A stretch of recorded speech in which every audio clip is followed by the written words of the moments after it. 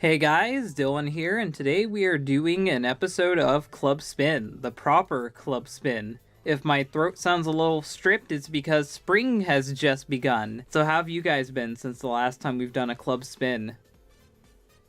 Dead inside. Very I good. was right about to say that. I was right about to say that. Today we're going to be talking about the Sonic plots. One of the biggest problems with Sonic plots is the fact that they keep raising the stakes and they keep trying to introduce new threats that are on like end of the world level. Like it's ridiculous. So we're going to talk about that. We're going to start with how Sonic plots used to be and then talk about how it progressed forward and where Sonic should go to fix this. So, I think the thing we should start with is that when Sonic began, he was just a hedgehog. He was a hedgehog who fought a fat man, and the fat man wanted to pollute the earth. That's it. If you wanted to talk about other continuities, SatAM tried to introduce that Robotnik was like some crazy guy who's turning people into robots and trying to kill the planet so nothing can live on it. But that's basically the same thing regardless. The tone is different. But it's the same premise, the same end result. Same thing with the British comic. They all kind of had like the same basis of Robotnik is a guy who's trying to pollute the world for no reason. He just wants to do it. How did you guys feel about that simple storyline of Robotnik goes out, does a thing, Sonic stops him? That's just a simple. Well, that was like simple platforming stories in the '90s. You didn't really have a whole lot of things to tell back in the '90s with the technology they had. How did you feel about the original Sonic story, Danny? Sonic 1, that Robotnik's a guy who's doing a thing and Sonic goes and stops him. It just seems like a thing that every platformer from like the 90s and 2000s does, where like you've got this character and then you got the bad science character who does a thing, and then every game the good character goes to stop him. Like, Yeah. there's more than just Sonic that would do that in those 2 decades. Sonic 2 kind of raised the stakes by putting the characters in space and having the Death Egg, but really it's the same type of plot. And then Sonic 3 starts adding some nuance by having Knuckles be a threat. Knuckles is on par with Sonic or near Sonic in power. And that seems to be what they were trying to do for a bit in Sonic storytelling, is introducing new rival characters repeatedly. We would see Metal Sonic, we would see Shadow the Hedgehog. They would introduce a new rival, and that would be how they would structure the storyline. But when we would jump into 3D, we would see a new type of threat. And before we jump into 3D, I wanted to ask you guys, how do you feel about the rival characters? Characters that would count as rivals are Knuckles, Knack the Weasel, Metal Sonic. How do you guys feel about just introducing a rival character and see how they interact with Sonic? I mean, for I me, feel I like. Oh, okay. You go first, ladies first. Oh, okay. So I was just gonna say what I like about the like classic rival characters is that they feel like a slight step down from the main villain, which is Robotnik. And I like that. I like that there's like this middle ground threat where it's something similar to Sonic. Like whenever it's like the same race, like a Mobian, or whether it's something that is meant to mimic him, like Metal Sonic. You know? Yeah. Like, because when it comes to Robotnik, he's an entirely different being. He creates things that are supposed to stop Sonic, while the rivals are more like things that naturally have their ways of handling Sonic. And it's just very interesting to see the variation between them all. When it comes to narrative beats of things like rivals and everything, I tend to look at the series, I guess, from a different perspective, where a lot of people kind of look at a lot of Sonic tropes in the context of Sonic. I'm like, well, where does this lie within the greater narrative world? I think rivals do absolutely work in the Sonic mythos, and at this point, there's not a whole lot of area to really provide any concrete, deeper storytelling, because like I said earlier, a lot of this is the 16-bit era. Sometimes it's even 8-bit with the Game Gear. And while Sonic 3 was impressive story-wise for the time, there's not really a whole lot of nuance you can do. A lot of the characters introduced during this time are usually marketability. Knuckles the Echidna, for example. We'll set him up as this big, huge rival for Sonic. Now you can play as Sonic's rival. It's a nice little thing to put on a box. And this once again hasn't really gotten to any sort of nuanced area yet. So yeah, that's and my take on it. For poor Knack, he didn't even get to be playable. They just completely forgot he existed, or Fang the Sniper, whichever name you prefer. They're box characters. I feel like a lot of them are box characters where it's, look at this new enemy Sonic has to fight. You get to fight this epic boss. That's kind of the reason they're there. When we jump into 3D, the trope immediately becomes fighting a big monster that's threatening to destroy the world. That is the main plot in Sonic games going forward. Eggman finds a monster, he tries to control the monster betrays him, and then Eggman and Sonic have to team up, or Sonic has to defeat the monster. That's Sonic Adventure, that's Sonic Adventure 2, that's I mean, you could say Sonic Heroes, but he made the monster with that one. That's Sonic Unleashed. Am I forgetting anything? Sonic Lost World? Generations, Colors, 06. I mean, Colors who made it, I think, but... Technically, Shadow the Hedgehog did it, even though it's not Sonic. I mean, but the game. Bio Lizard is something Eggman tried to control, if I'm not mistaken. Like, the Bio Lizard is the Ark. So, it's a giant monster that Eggman brought out, and then it tried to destroy the world. Mm-hmm. It seems like that was the crux that Sonic Team fell on in 3D, was monster. There's a monster that you have to stop. It's nothing more nuanced than that. Like, Chaos. Chaos was interesting because he was actually a character. He was a Chao. He mutated into being the guardian of the Chaos, and he mutated into being the destroyer of Knuckles' race. He was a monster created by his environment, and that's why he was interesting and complex. But the Bio Lizard is just something Gerald made in his fucking basement. He's not really interesting, he doesn't have a character, he's just a beast. Dark Gaia is just the devil.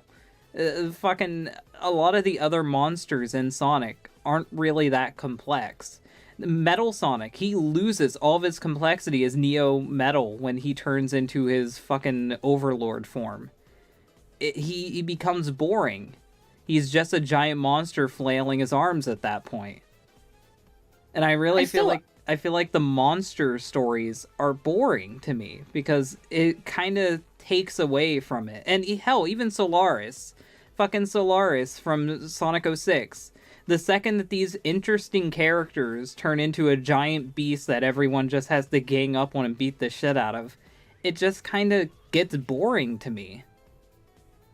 I was gonna say, I'd argue that, like, when it comes to, like, Adventure Heroes in 06, because there's, like, a point where there is a character in that monstrous villain, like, even though, like, Adventure 1 is the only one that did it right, I'd still say Heroes in 06, for example, they still work because there's still a point in the story where you're engaged in the character before they go into a monstrous form.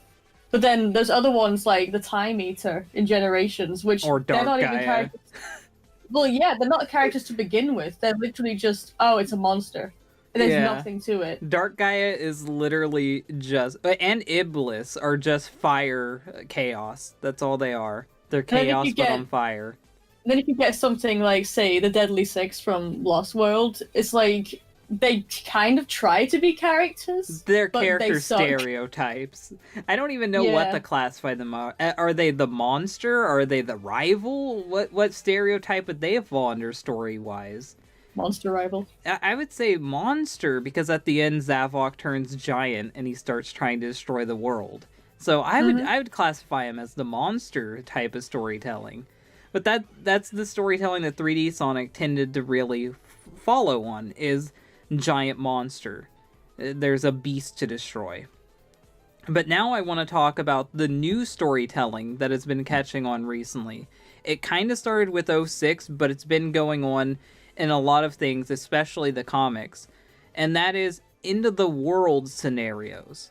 And that's to where the stakes are risen so high to where you have to fight some type of godly being. And I feel like that this is the most dangerous storytelling out there. With '06, like, how do you continue once you fight a god? How do you have to fight a super god, or you have to fight something above a god? That's why after '06, he goes on to fight the devil. And then after that, they just kind of tone down and drop it all the way to a 0 for tension. Because what do you do after you fight God? What do you do after you fight the devil? You don't really have anything to do in the games after that. I think a bigger issue is like when you raise the spectacle up to an extremely high point, you tend to lose a lot of the intimacy of the one-on-one character.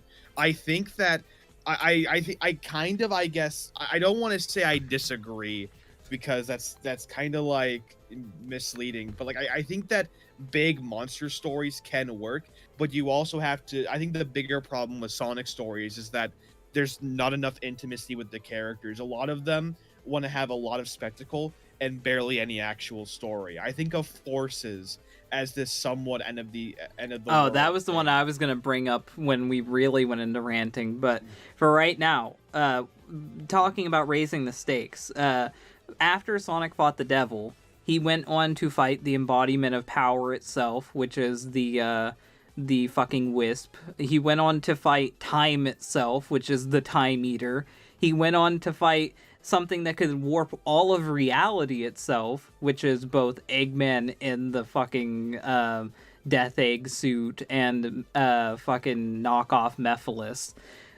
Like, it seems like they're always raising the stakes of you fight this, you fight this, you fight this, and it's just getting higher and higher. Now we are at a point where the only way to challenge Sonic is to have someone warp all of reality.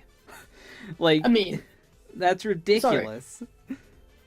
like I was just gonna say, to the point of like when it comes to raising the stakes in these end of the world scenarios, I think the real problem is the fact that there doesn't seem to be any consequences with a lot of these stories. Well, yeah. So like, I think the only one that tried to have consequences was '06, because that was the first game that really tried to do this weird god shit, and the consequences were the whole thing about rewriting time itself, like basically screwing over that timeline. They tried to have some kind of consequence as a result of fighting something that powerful. Then after that, it's just like, it didn't really feel like they had consequences. It was just like, oh, Sonic beat it and the day was saved. Yeah, he lost Chip, but he just met Chip. So there was really nothing lost or gained in that. It was just, it happened. And Chip's never referenced again. Sonic doesn't have the bracelet anymore. But I feel like the one we really should focus on is, like Dumbsville said earlier, Forces. Because Forces really wanted you to feel like it was terrible. Like, they wanted you to think Sonic got defeated, Sonic was dead, Sonic was imprisoned or enslaved or whatever for 6 months, the world is taken over, you gotta save it, a giant sun is being dropped on the world and everyone's gonna burn alive. There was just so many jumping the shark moments in Forces that it became ridiculous. Not only is there the rival character, not only is there the monster character, there's fucking people who can summon suns, people who can warp all of reality, you can summon giant monsters immediately. Like, this guy is both Infinite is both Mephiles and Time Eater on crack. Like, it's ridiculous the abilities the characters had in that. And then it just felt even more ridiculous when someone who can warp all of reality goes as you just beat the crap out of them. I also, once again, as I was saying earlier, I think by focusing so much on spectacle, I really think that, and I hate to sound like a repeating record, but like Sega really needs to understand that spectacle does not equal good storytelling. Because like you said, Dylan, there were a lot of big, I guess, pseudo deep, like fake deep things or fake big things in Forces, where they wanted you to care about all these high stakes. and yet the characters were about as complex as literal cardboard. And not to say, you know, Sonic is on the level of like some deep philosophical work, but have Sonic like get a little bit sad or something. Like Oh, have like yeah. actual have characters like actually react to the situations. Everything just feels so static. Like characters don't react to anything. They all have to maintain this dumb sort of facade of that of like their Sonic characters, and they're like, and they can't emote outside of their basic Despair is a script. luxury we don't have.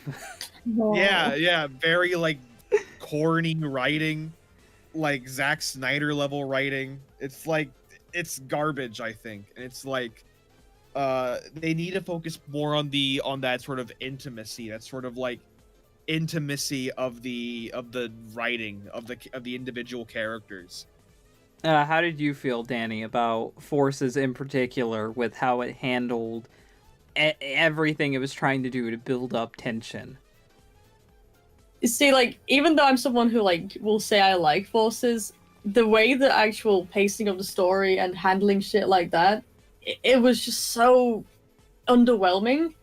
Like, how can you have a character like Sonic be announced dead and then 2 minutes later just say, oh, he's alive, everyone's back to normal?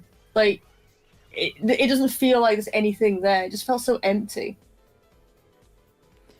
Okay, so now we're going to move on to the comic books. And my biggest problem with the comic books is, and this has been a more recent thing just over the past decade, is that they keep introducing scenarios where the entire planet is either wiped out or being wiped out. And I would say that this really started with the Archie comics, where they had the alternate reality where Knuckles turned evil and turned everyone to prelates, which are liquid metal forms of themselves, powered by the souls of the characters that he stole. And the entire world is just fucked, and even when it ends, it just feels like nothing really got solved. It just kind of ends, and then we don't focus on that world ever again. It's like, yeah, that's it. It's over. This is it. And then they did a similar storyline recently in the comics, which is the Metal Virus arc, where people are turned into liquid metal monsters and a bunch of characters are killed off, and then it just ends, and everyone's back to normal, and there's no stakes from that. There's no lasting consequences. Eggman is just back on the loose again. He literally killed everyone with a bioweapon, and we're just back to Baldy Nosehair again. Oh, honestly, don't get me started. It's just really insulting that we went from this man made a bioweapon that wiped out everyone, including, like, Sonic and friends. They were all infected. They were all dying. And then we're just right back to, he's a goofball, isn't he? Like, there's no way people can read that and not feel a tonal whiplash from, like, immediately switching between Eggman killing the entire planet and then Eggman hijacking Omega to turn him into a battle suit. Like, those are completely different tone-wise. We didn't even have a time to relax. We immediately went to Eggman making a mecha suit out of fucking Omega. And no one seems to be treating Eggman like he's the threat he's supposed to be now. Even though he literally, like, almost destroyed the planet by Twice. making everyone into zombies. Yeah. Since Forces happened, he almost wiped out the entire world twice now. We can't go back to Baldy Nosehair. Like, the only way you could go back to status quo is if you do, like, Sonic 06, where you just wipe the slate and pretend like nothing happened. Like, and this is the problem, and I feel like with Dragon Ball, in particular, if you keep going higher, you're gonna have to keep breaking the ceiling to get even more ridiculous to build up stakes next time. Because with Dragon Ball, everyone knows they're gonna be wished back with the Dragon Balls. So they have to make up some excuse to make you think that they won't be wished back with the Dragon Balls. And they fought this guy. He's the strongest guy on Earth. Well, let's fight the strongest guy in space. Let's fight the strongest guy in the fucking multiverse. Like, it's ridiculous, and I feel like that's what Sonic will become if they continue to push the stakes like this. Sonic will have to just keep on fighting something ridiculously stronger and ridiculously stronger until like there's no more sharks to jump over. Mm-hmm. Mm-hmm. How do you guys feel about the metal virus shit? I'm gonna be honest. I haven't read the comics. Like, I've read like most of the metal virus, quote unquote, legally online, with you, and I think I haven't read anything after that. It just Damn. that was I just fallen out of the comics. It's like the stakes are just way too. I think the comics do slightly, and no, it's not good. It does slightly better with the intimacy I want, but at the same time, when you have things like zombies happen, you have, like you said, way too high of stakes, and when the next arc comes around, there's not a whole lot of tonal breaks for a series like Sonic to have, when Sonic is very much one plot to another, one concept to another, and there's no interluding plots. How did you feel about it, Danny? I really was disappointed by the Zombot stuff. Like, because I'm someone who, like, enjoys IDW more than other people that I know. But I really just...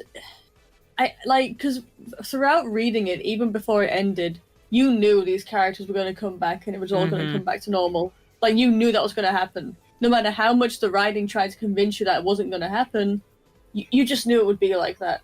So all the stakes were gone already, even before that arc ended, you know? Yeah. One thing I want to point out is that this didn't used to be a problem. When it came to SatAM or hell, even Archie or Fleetway, when something big like this would happen, they would leave in breadcrumbs of things to show you that the status quo is different. When it came to Archie, even though Eggman was overthrown, there were still Robians. These people were still stuck as robotic slaves. They weren't enslaved to Eggman anymore, but they were still robots. And when it came to Fleetway, even though Eggman was defeated, there were still people in the power vacuum trying to gain control over Sonic's world. There was still stuff happening that now, because Eggman was defeated and the world was returned back to Sonic, it doesn't mean that everything is just going to go back to status quo. Hell, even the later Sonic comics try to introduce long-lasting effects, but when it comes to the metal virus, what is there going forward? A lasting thing? Starline doesn't like Eggman anymore? Is that really all we can take away from that? They could have had a sloppy breakup and it would have been the same result. No one stayed a Zombot. No one stayed dead. What was the point? I mean, even if they just had a character, be damaged mentally or something. I know that sounds dark, but, do you know, with, in Archie, I think it was the Iron Queen arc? Oh, or yeah. Iron Nicole or something? Yeah. You had, I think it was Mina Mongoose. She was still freaking out thinking that Nicole could go back to, damaging people. Yeah. So this was after that arc, but this was still showing that these characters had effects, you know? So why wouldn't you not take a character I don't know, Vanilla or Cream, one of those two characters, you know, and have them remember it. I mean, maybe not Cream because she's a child and it'd be too dark, but Vanilla maybe, you know. Well, now we're just right back to where we were. The only things that carried over was Omega's body got destroyed, even though they built him a new one, and then that immediately got destroyed too. And then Jimral has some dents in him. Those are the only long-lasting effects of the metal virus. So That's just silly. I think that with Sonic storylines here recently, we've been seeing a power creep happening. We've been seeing the raising of stakes, the jumping of sharks to try to make the next threat seem like it's more badass than the previous threat. That this time, Sonic will have to take it seriously. I'm tired of it. I'm fucking tired of it. Sonic is a cartoon hedgehog who fights a fat man who wants to build an amusement park. It doesn't have to be god level threats every time. Just have Eggman find some type of wacky artifact and have Sonic go fight him to get the wacky artifact. Like, that's a simple plot. Just do that. Literally, you could just look at, like, Crash Bandicoot games, and ideas from that would be very good for Sonic. Because, you know, it's a similar kind of formula, you know? You got that furry creature thing, the evil scientist who doesn't like the furry creature thing, the evil scientist is wacky trying to do something stupid. Like, you don't see Crash Bandicoot going up against gods of time, or, like, you know, like it's an everyday thing for him, you know? I mean, he has fought time manipulators, but never to the level of, like, Sonic. The time manipulators in Crash Bandicoot are charming characters in of themselves. They're interesting, complex characters. They're not just some creature that shows up and warps reality. And the same can be said for, like, you know, like Ratchet and Clank games. They have time characters too. But even then, their characters, or, like, the thing they introduce has, like, lore surrounding it that makes you interested. It's not just, oh, here's a thing, and you find it and it breaks. Yeah, this Or is the new guys. big thing. And then it just gets destroyed and then there's no consequences. Yeah, nothing long-lasting, nothing that changes anything. Like, imagine, like, if Infinite, like, got stranded with Sonic and friends because Eggman didn't want him anymore. Imagine if they had to, like, redeem Infinite. If they had to have, like, Sonic and friends reach out to help Infinite. Because even though he's evil and he killed a lot of people they cared about, he's still someone who needs help, and they're good guys. So they help him anyway. He could be their Vegeta, unlike Shadow, who isn't their Vegeta, because Shadow's actually a good guy. Like, Infinite Honestly, could be the threat within. Honestly, when it comes to a character like Infinite, I think what would have been interesting for him after Forces, like especially in the comics, because you know, like how in Archie they used to have side plots which sometimes would focus on people who weren't necessarily heroes, Yeah. and it would show like them doing shit, and you sort of felt bad for them.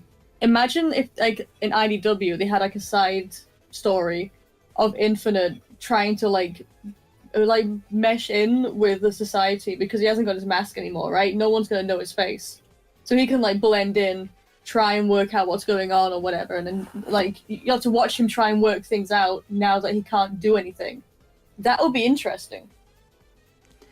That's where I feel like we really need to go with Sonic. We need to introduce long-lasting effects. We need to lower the stakes and make the stories more compelling instead of just a big event. Because right now it feels like a fucking Michael Bay movie when it needs to feel more like a movie with actual taste and class to it. It's cool to have the big monster fight the glowing hedgehog, but after I've seen it happen 5 times with little fucking effect, it really just kind of makes me not care anymore. And that's what I feel like will happen with the next Sonic game. Sonic's gonna fight a big bad again, and it's not gonna be developed. It's not gonna be interesting. It's just a monster he beats the shit out of. Mm-hmm. How do you guys feel about this overall? What's your thoughts about this? I'm just gonna wrap up with what I've been saying earlier. I agree with everything. I think that like, I don't necessarily think the problem is too many big monsters. I think the issue is there is too much spectacle and not enough character. I think Sega needs to actually hire writers that will actually focus more on the character interactions than the actual giant spectacle. What about you, Danny? I think I'm similar to Dumbsville. Like, I don't mind the big giant monsters as long as there's something interesting about them. Like, Chaos was interesting. Neo Metal Sonic and Metal Overlord were interesting. Even Solaris, to a point, was an interesting character. I just don't mind if the character's there, you know? And I also wish they had consequences. Because it just seems like we fight these big monsters, they have no characters, so we don't care about them. And then there's nothing to gain out of defeating them. So they overall just become so forgettable, you know? Imagine if, like, instead, when you fought Solaris, instead of it just being a big monster you defeat and then you blow out a torch, what if, like, as you beat him, he regresses back into fucking Mephiles? Like, as you destroy him, he, like, turns back into his prior forms, and you see him deteriorate in front of you, and Mephiles can't accept that he's actually being defeated by people who are beneath him, and he has an existential crisis. That would be 1,000 times more interesting than just Sonic saying, "I gotta go, Elise. Time to blow out the candle." And then that's it. It's sort of like, I'm not very good with video games, but I think it was in Final Fantasy VII where something like that happened, where once you beat Sephiroth's massive world-destroying form, like, he went back to being regular Sephiroth, and you had, like, this mini-fight with him, and then you finally killed him, I'm pretty sure. See, I don't know anything about that series. I mean, I think that's how it worked. I might be wrong, but I know that happened. So that just seems like the good thing to do. It seems like a natural thing to think of when you're writing a story. But with Sonic 06, they're like, nah, he beat the big monster. It's over. Just imagine, like, Solaris, and then he goes back as being Mephiles, and you have to destroy Mephiles. Like a little mini fight with him, almost. That would be interesting. But no, instead it's just blow out the candle, game's over, bye-bye. Even with Heroes, imagine with Heroes that once Neo Metal was back to being Neo Metal, instead of him just, like, going back to Metal immediately, what if he was still Neo Metal Sonic for a bit longer and he tried to fight with, like, that lightning power he had or something, and then you killed him and then made him go back to normal or whatever? Stuff like that would just make it a little bit more interesting, you know? I love how that game ends so anticlimactically with them just saying, "We're Sonic Heroes!" and then it's over. God, it was so silly. It's like, "I'm going to destroy you. You are my imposter. Sonic Hero!" Imposter? Can I just say, no, the most beautiful cut in that game at the end is where, like, it's this really sad, like, violin music with, like, Shadow and Omega holding Metal Sonic's fucking body. And then it just cuts to, like, Sonic, Tails, and Knuckles, like, jumping to this really upbeat music. You know what? That just sums up the entire Sonic franchise for me. This really, like, dark moment, and then it's just like, yeah! Or like how Eggman was talking to Tails on the Ark. He's like, "I looked up to my grandfather. I always wanted to be like him when I was a kid." And Tails is like, "Anyway." Oh my god, you know what? It's beautiful.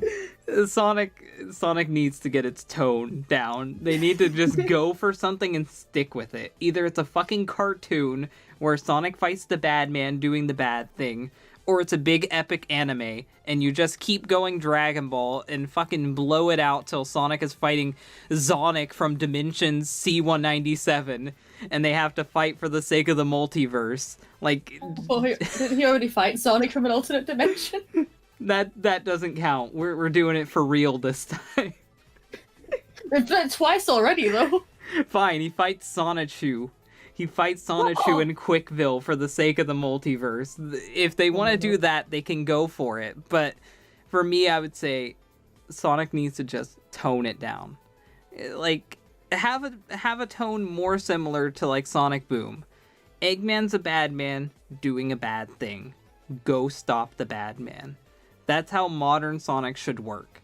It worked for classic Sonic, it works for Crash Bandicoot, it works for so many other competent franchises. Just have the bad man do the bad thing. Hell, Bowser is the perfect example. I know it always goes back to Mario, but Bowser is the perfect example. He can be serious, he can be goofy, but it's always, he's doing a bad thing, go stop him. And Mario makes it work just fine. So yeah, at the end of the day, I'd say Sonic needs to rip off Mario. That's the final thought. Oh my god, not again! Jeez. Everything's connected in the great circle of life. It's all connected.